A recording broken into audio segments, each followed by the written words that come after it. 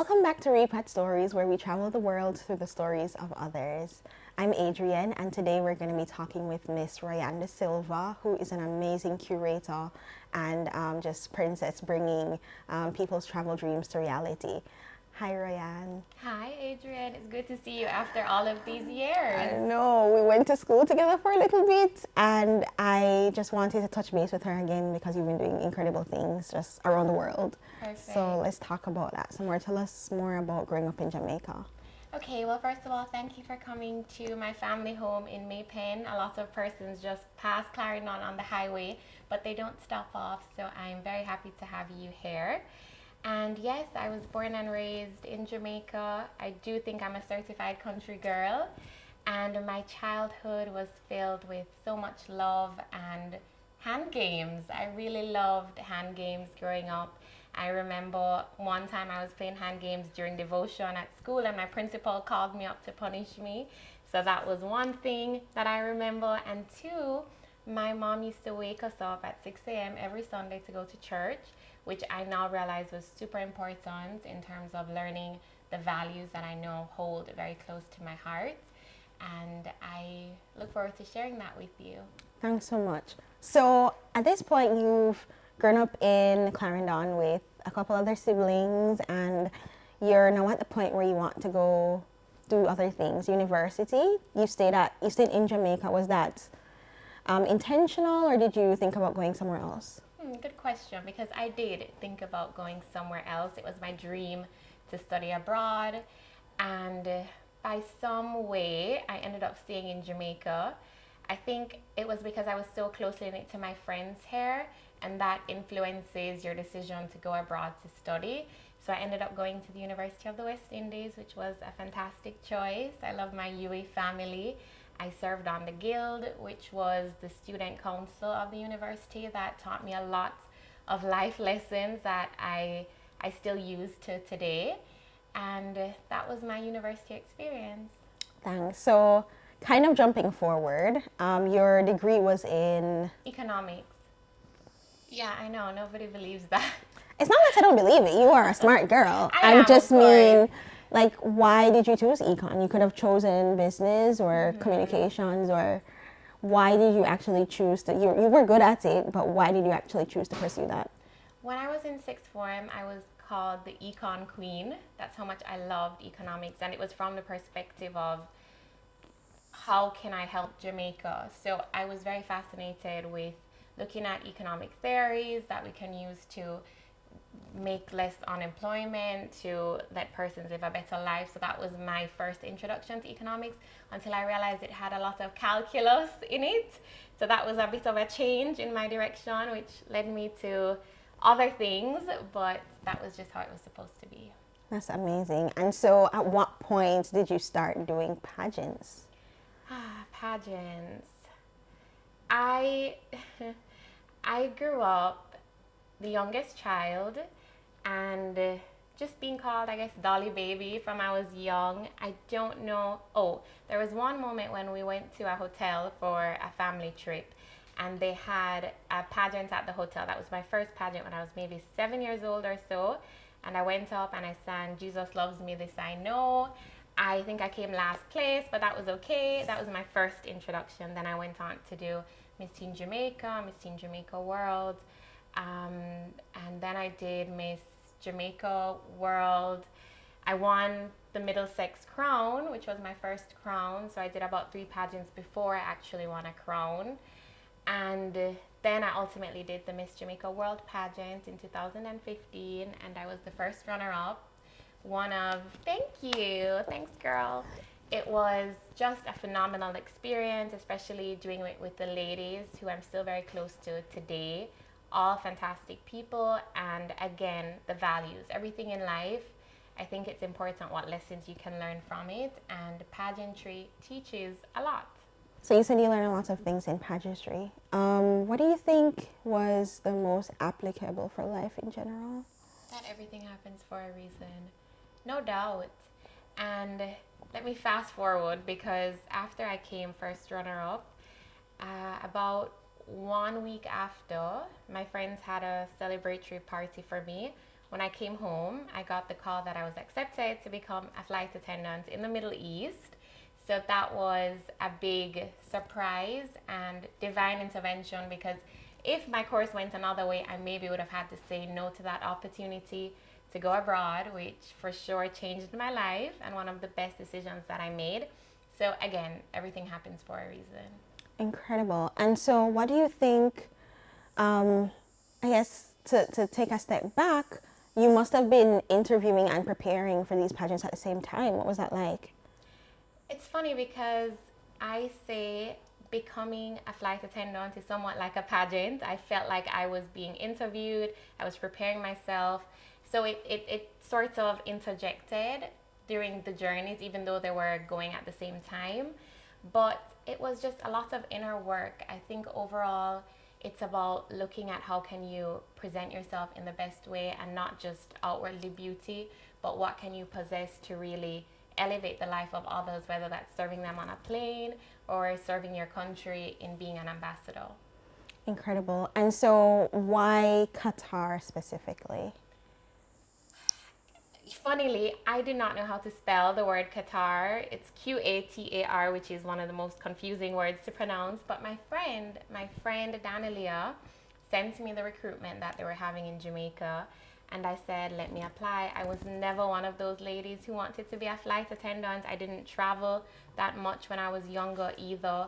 So it was just a new experience that I was looking after. And I just knew that I was meant to travel the world, and if this was the opportunity to let me do so, then let's go for it.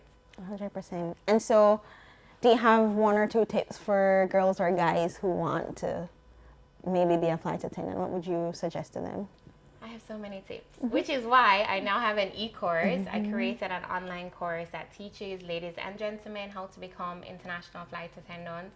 And this was because I didn't know anything when I was getting into it, and I think a lot of persons need to understand, one, the role, understand how to apply, and just that transition of how life will be afterwards. It's something that I love to share with others. And I appreciate that, because a lot of people learn things and don't necessarily share, so that's awesome. So at what point did you choose to become Noelle? Noelle? You are Noelle. Oh, that's so funny. Okay, how do you know that? I saw something on socials, I think, and you said you noticed like the name tag was Noelle. Yes, okay, so funny story, but when I went to the Middle East, I was, first of all, it was maybe hundreds of persons from Jamaica that applied, and less than 10 of us were chosen.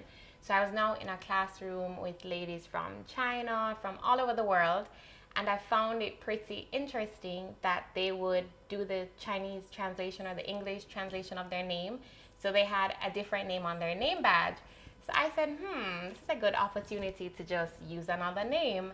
I chose to use my middle name, which is Noelle, and that was it. So it was funny because on board I was Noelle, and then outside of the flight I would be Royanne. So unless somebody would say Noelle, which you're the first person to call me that in years, which is why it kind of caught me off guard. But it was good to be Noelle. It was good to be her. Yeah, that's amazing. I think it's really pretty as well.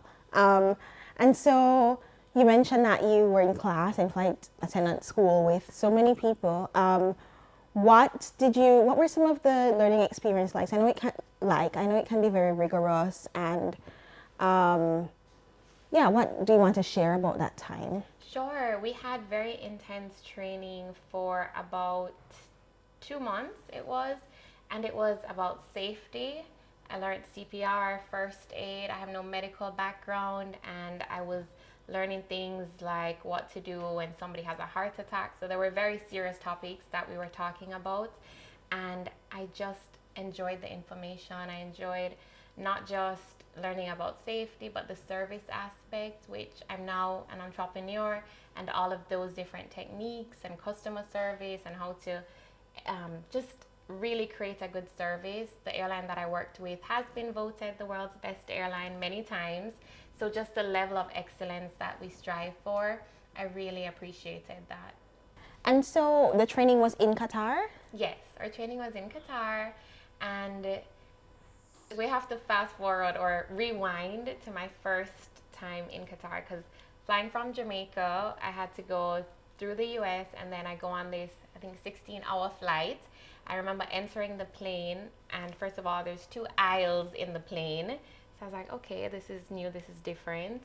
And just, I came off with one of my friends, Tash, love her, and we were just the newbies in town. I remember we were hungry, so we went on the road and we said, okay, we want to find something to eat. This was about 6 p.m. in Qatar, and we just didn't see many women on the road. That was my first introduction to the society in the Middle East. It's just a bit different, and just the gender roles that are out to play.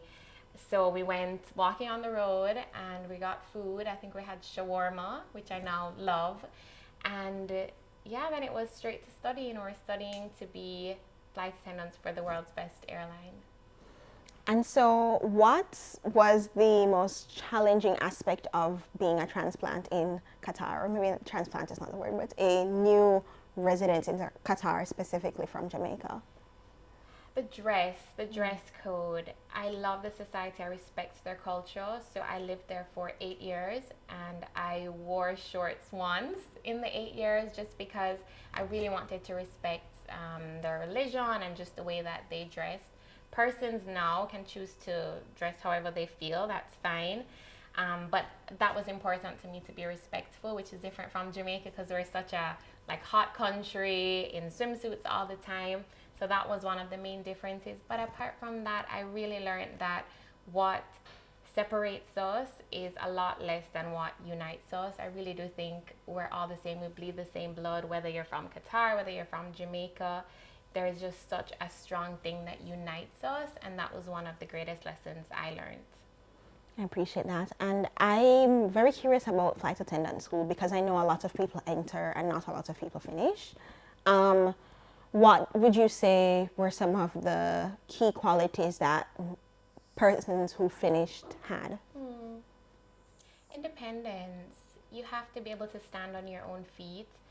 And again, I think that comes back from my childhood and that very spiritual lesson that I learned, and that's of fortitude and just learning to stand on your own and to find something greater within you to keep your company at times, even when you feel very lonely. So a lot of the ladies that I know that didn't make it to the end, it was just because they missed their family too much or their friends too much, which I can definitely understand. But as a young person, it's also very admirable when you can stand on your 2 feet and truly create an independent life financially for yourself. So that's my message to persons who are interested. I think that's incredible because I know you're very close to your siblings and your parents. How was it for them when you went? I think my family knew from when I was a child, I would say, I want to travel the world. I didn't know how. So when this opportunity came, they were like, oh, wow, like Royanne spoke this into being. So there was no way that they were going to let me not take this opportunity. And I'm so grateful that they did let me take the opportunity because I left when I was 21 years old. So that was still pretty young. But again, just the phone calls all the time, which you can relate to. Anybody who has lived in a foreign country can relate to just having a phone call, especially when there's the time difference and somebody picks up the call at 3 a.m. in Jamaica when it's another time in another parts of the world. So that support was always felt. I don't think relationships are defined by the proximity in a physical sense. I think it's the value and the support that they give you even from miles away. Yeah, agreed.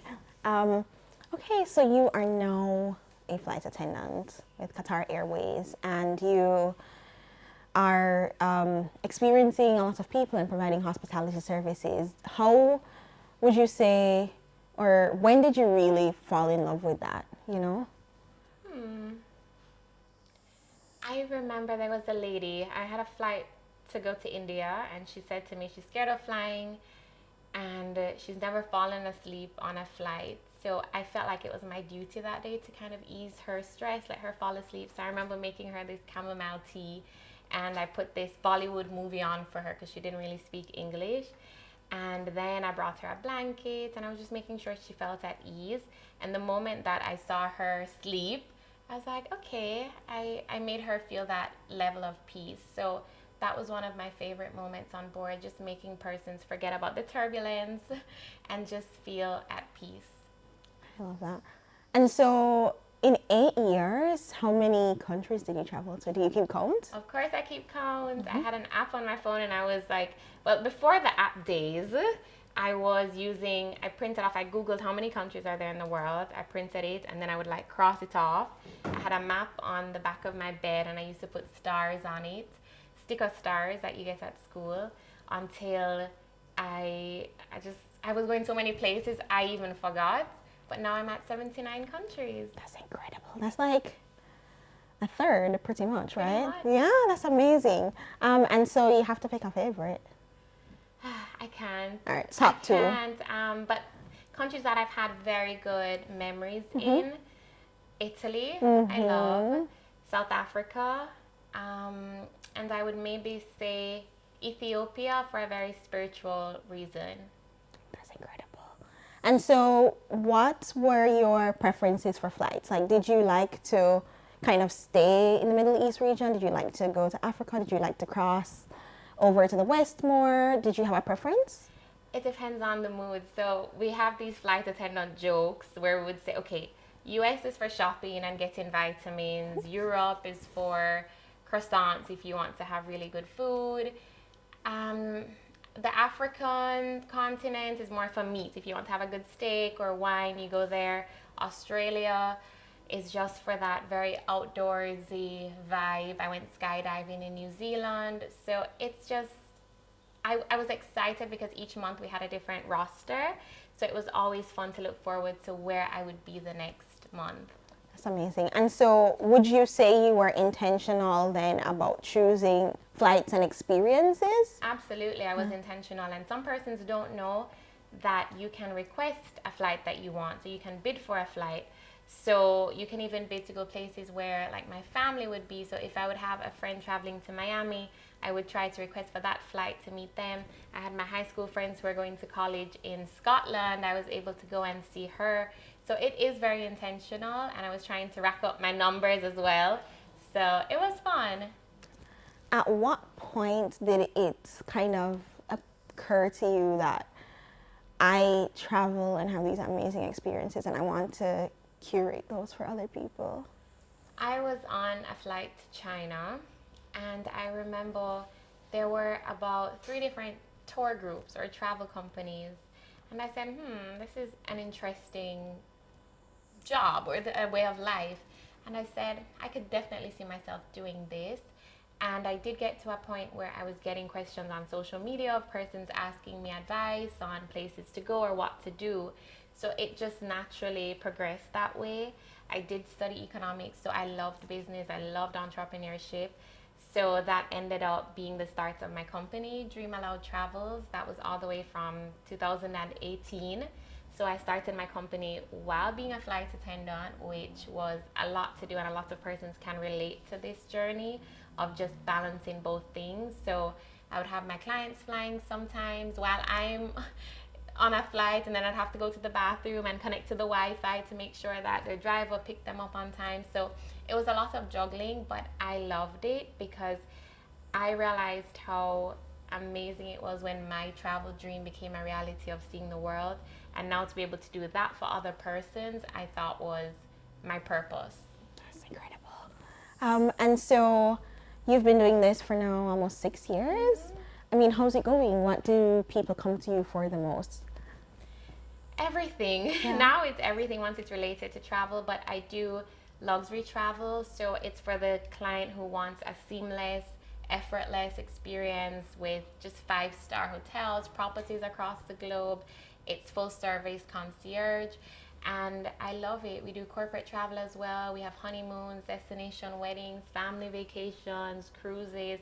The list goes on, but it's just really what I want to be, like how you have a financial advisor for the family. I really pride myself in being that travel advisor. So from your getting married for the first time to when you have children and you want to go on, say, a baby moon or whatever, but I want to grow with my clients in the realm of travel.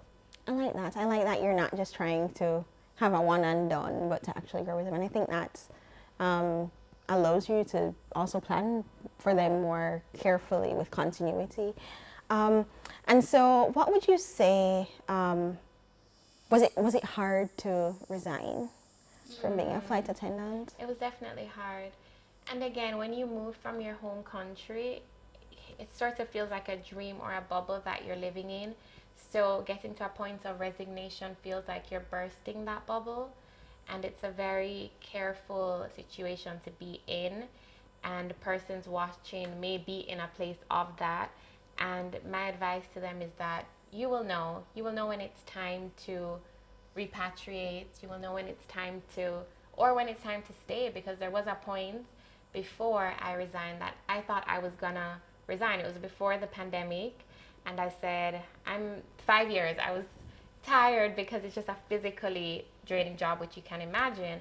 So I said, okay, this is gonna be my last year. But I remember I had a conversation with someone and they said, Royanne, don't end something before the season is finished. And I was so happy that I didn't, because I needed to have stayed for the additional years.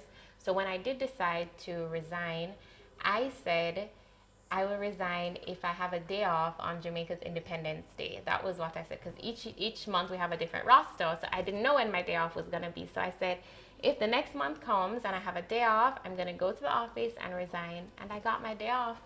So I resigned on August 6th, 2023. Wow. Okay. How was the pandemic? The pandemic was difficult for, again, a lot of people and lives lost. So that's not something that's very light. But from me, from a business perspective, I was happy to slow down because I didn't fly for that year. So I had a lot of time to just focus on Dream Aloud Travels and to grow my company, which I'm grateful for. That's incredible. And so, as we kind of wrap up that part of your life, what would you say was from having all those trips, the most memorable experience or your favorite experience in all those years? It was my goal to do the 7 wonders of the world. And I remember doing it in a way that was, I didn't know when I would do number 1, number 2, number 3, number 4. But my last one ended up being Rio de Janeiro in Brazil. And I went to the Christ the Redeemer statue. And it was such a full circle moment for me, because as I said, I grew up going to church every Sunday, and I never took for granted my blessings. So I felt like that being the last one was just saying, don't forget how blessed you are, and that I'm grateful for. I appreciate it. I know a little bit more of like a messy question, because I know with being a flight attendant, there's a lot of transit and stuff. How do you stay focused? Like, how do you not get caught up in all the things that happen with people who are not around enough and use that for their benefit? I think it's just perspective. I feed myself with positivity, and I just don't get caught up in anything else negative. I just try to shake it off. So that was fine. There were good days, there were bad days, but I never felt too overwhelmed in a way where I wasn't able to see the positive in it. I appreciate that. Okay, and so when you resigned, well, in the pandemic, did you spend the time in Jamaica in that year? Jamaica. You were in Jamaica. And it was such a refreshing time just with family, with friends, because what we don't realize when we're living abroad is that our loved ones are getting older, especially if it's your parents. So I was so grateful to just come back and do simple things like cook for my parents. I love to cook. And just, again, have a simple routine. I have the backyard with the garden. So just those very down-to-earth experiences. Like, yes, it's a glamorous life to be a flight attendant, but what really matters is being with your loved ones. I get that. And how did they say anything about noticeable differences in you? So not necessarily a bad thing, right? But was there anything that you think they thought was different?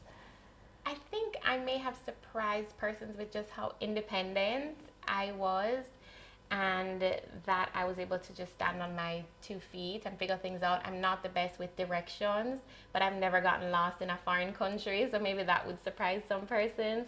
But my family I'm still the same person. They know I'm still the same person, so That's it. Incredible. It's 2023 and you're moving back home. What does that look like? You have amassed things? A lot of things. What does that look like?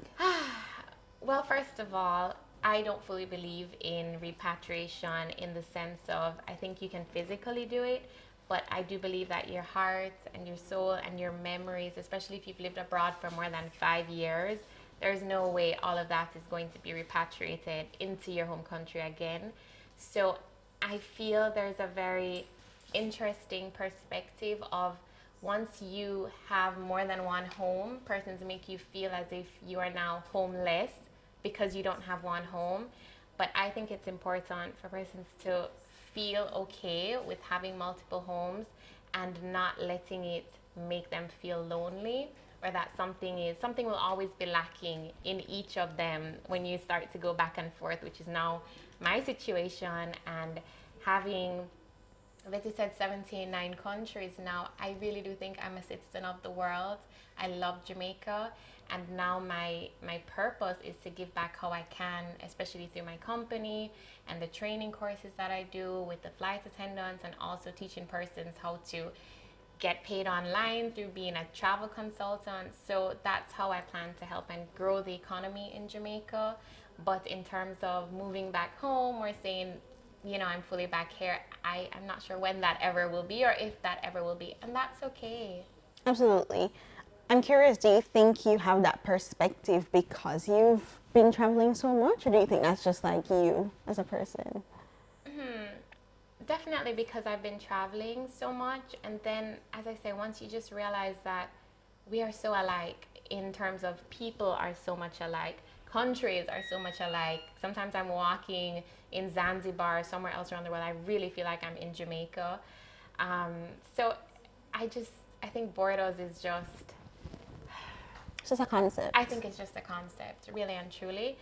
And at the end of the day, I think that's really funny because I was reading this book called Orbital, and it's these astronauts in space and they're looking out and there are no boundaries, right? The maps, they don't look like anything. There's probably only one wall that's a physical boundary. So I think it's really interesting that you say that.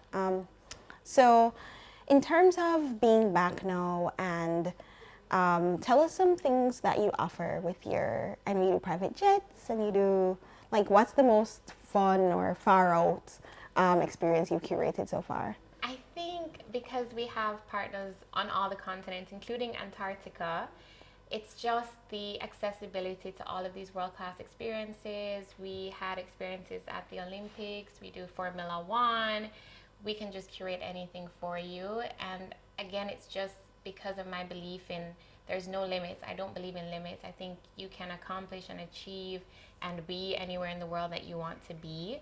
So that's what I preach to people, and that's what I also offer to my clients. Okay, and without giving your trade secrets away, I'm genuinely curious, how did you develop these networks? Like, was it, other flight attendants that or how does it work?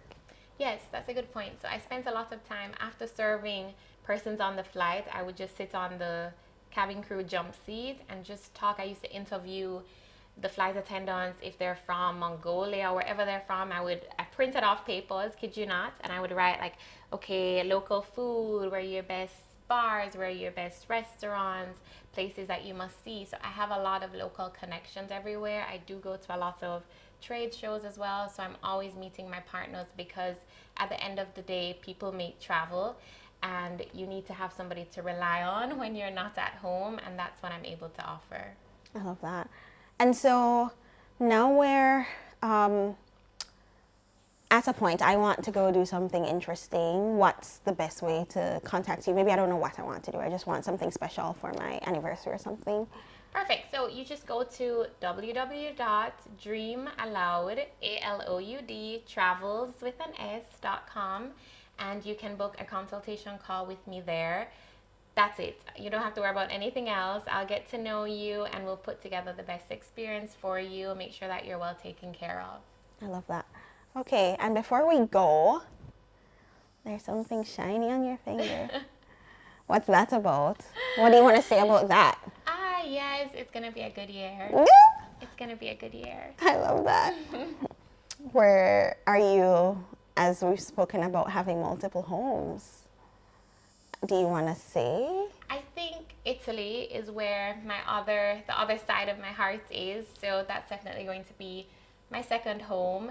And Jamaica is the heartbeat of the world. So there's no way that can ever be excluded from my equation. And I just really just wish that Jamaicans will continue to support each other and just love each other. That's my wish for my country.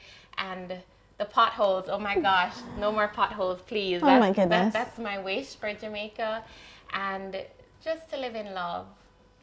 Okay, and if you had to give a tip for someone who's managing a committed relationship across waters, what would you suggest? Communication.